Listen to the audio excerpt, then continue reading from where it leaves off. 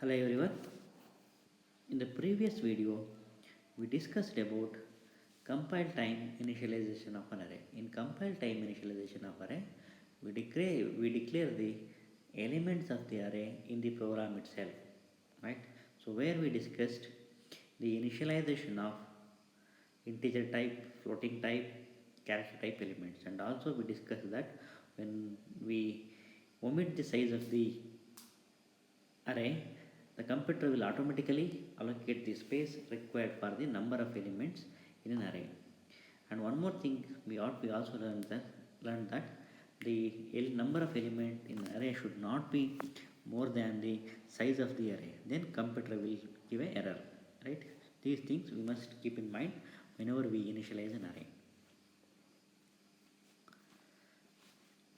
So next we'll discuss about runtime array initialization, right?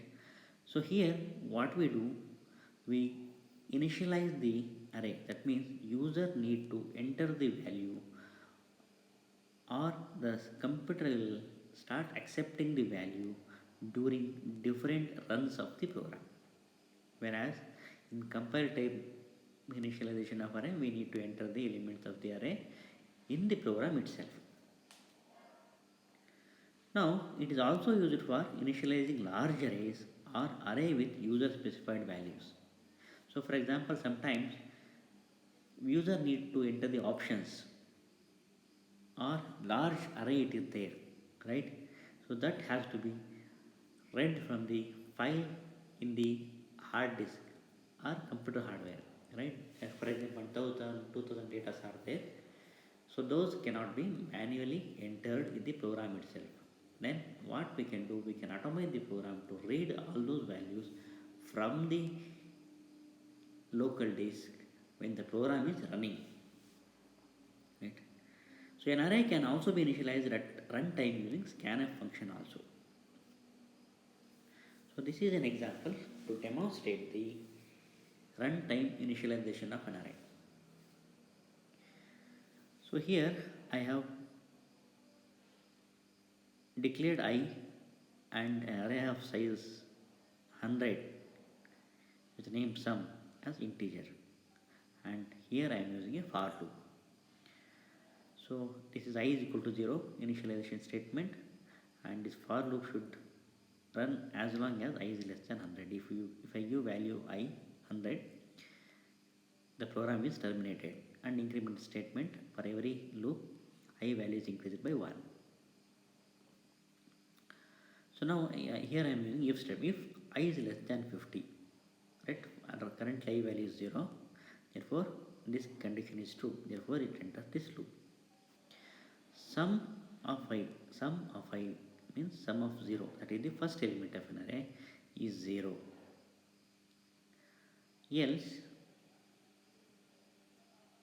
Else sum of I is equal to 1, right?